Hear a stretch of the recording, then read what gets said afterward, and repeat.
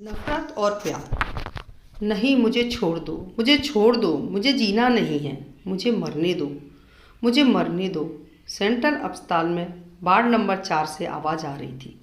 24 साल की आरोही 50 साल की ऐसी महिला लग रही थी, जिनके चेहरे की चमक चली गई थी। सांवला रंग, लंबे बाल, आरोही मूर्ति सी लग रही थी। आज वह पत्थर की मूर्ति बन गई थी।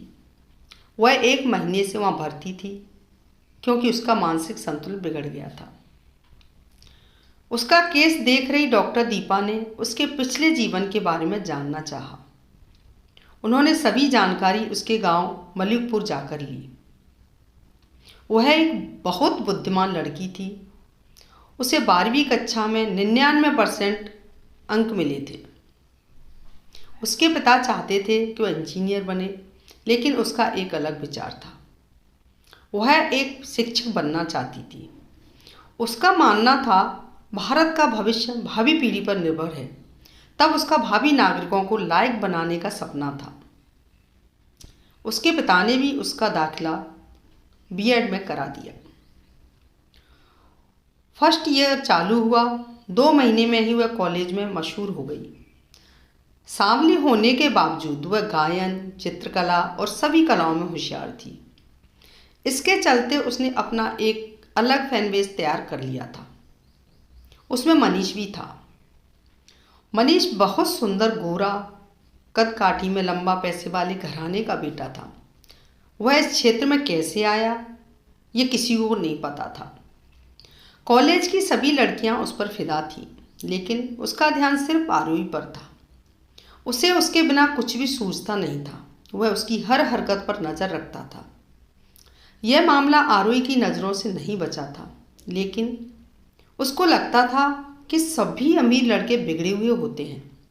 ईमानदारी तो होती ही नहीं लड़कों में, इसलिए वो जानबूझकर उस पर ध्यान नहीं देती थी। लेकिन एक दिन अचानक आरोही पैदल घर जा रही थी। तब उसकी बेस्ट फ्रेंड सीता उसके साथ थी। मनीष ने उनके सामने कार रोकी, पर आरोही आगे निकल गई। मनीष भी गाड़ी से उतर गया और जिद करके आरोही और सीता को कार में बिठा लिया और दोनों को घर छोड़ आया। उस दिन से उनकी दोस्ती और पक्की हो गई। दोस्ती कब प्यार में बदल गई पता ही नहीं चला। 2 साल के अंदर ही दोनों में गहरा प्यार हो गया। आज रिजल्ट का दिन था, क्योंकि आरोही कॉलेज में फर्स्ट आई थी। मनीष भी अच्छे अंकों से पास हुआ था। दोनों को एक ही विद्यालय में नौकरी भी मिल गई। दोनों सेटल हो गए थे और सब कुछ अच्छा चल रहा था। लेकिन एक दिन अचानक मनीष के पिता ने इन दोनों को एक साथ देख लिया। मनीष ने अपने प्यार के बारे में सब कुछ बता दिया, लेकिन उसके पिता ने अपने दोस्त की बेटी मधु से मनीष की शादी करवा दी। जब यह खबर आरोही तक पहुंची और उस दिन से लेकर आज तक वह इस मौत का दर्द झेल रही है। यह सब जानकर डॉक्टर को बहुत दुख हुआ। उन्होंने उसकी बहुत मदद की। उचित उपचार का उपयोग करके उसे इस स्थिति से बाहर निकालने में मदद की। करीब 6 महीने बाद आरोही पहले की तरह सही हो गई। वह एक नए दृढ़ संकल्प के साथ अस्पताल से बाहर आई। उसने खुद को आदिवासी क्षेत्र में स्थानांतरित कर लिया। वहाँ के बच्चों को पढ़ाने, उनकी कठिनाइयों को समझने और उन्हें प्रगति की राह में लाने का बीड़ा उठाया। जैसे उसका एक पुनर्जन्म हुआ था। अब वह इन बच्चों के उद्धार के लिए अपना जीवन बिताने के लिए तैयार थी। अपने हंसमुख और प्यार भरे स्वभाव के कारण वह वहाँ सभी की चहेती बन गई। वह स्कूल में दोहरी अध्यापिका के रूप में कार्यरत थी। वहाँ के प्रिंसिपल भी उसके पिता के समान स्नेही थे। वह उसे अपनी बेटी की तरह मानते थे। दोनों पति पत्नी आरोही को खूब लाड़ प्यार करते थे। प्राचार्य सेनाव्रती होने वाले थे, इससे वह बहुत उदास महसूस कर रही थी। आरोही को यहाँ बसे हुए अब 2 साल हो गए थे, लेकिन यादों ने उसका साथ नहीं छोड़ा था। कभी कभी वह बहुत दुखी होती, लेकिन आखिरकार वह खुद अपने मन को समझा लेती। आखिर प्राचार्य के सेनाव्रती होने का दिन आ ही गया। बेहद भावुकता से उन्हें विदाई दी गई। गांव वालों ने बड़ा आयोजन किया। अब आरोही अकेली रह गई थी। उस दिन वह बहुत रोई। अगले दिन जब वह स्कूल गई तो उसे पता चला कि एक नया शिक्षक स्कूल में आया है। सरपंच शिक्षक को स्कूल ले आए। उसे अपनी आंखों पर विश्वास नहीं हो रहा था, क्योंकि वह नया शिक्षक मनीष था। उसने अपने चेहरे पर कोई भाव नहीं आने दिए। उसने स्वागत समारोह आयोजन किया। सरपंच और ग्रामीण चले गए।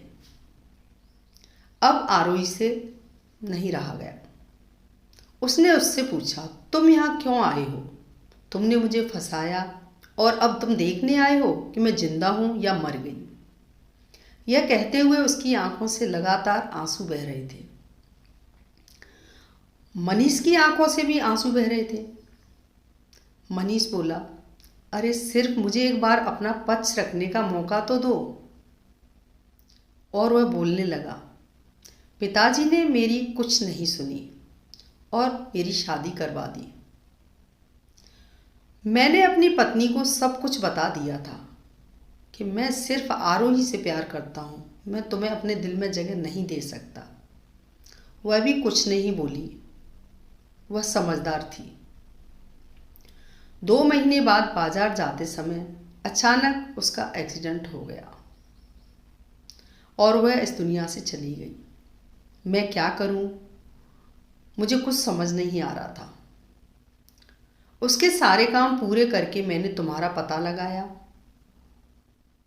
और स्थानांतरण आवेदन प्रस्तुत किया। बड़ी मेहनत से मुझे यह school milli.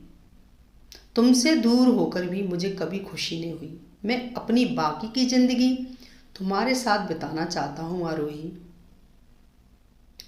Will you marry me आरोही? आरोही ने जल्दी से मनीष को गले लगा लिया। मनीष ने कहा, शायद नियति को भी यही मंजूर था। दोस्तों, ये कहानी पसंद आती है तो लाइक कमेंट जरूर करें। धन्यवाद।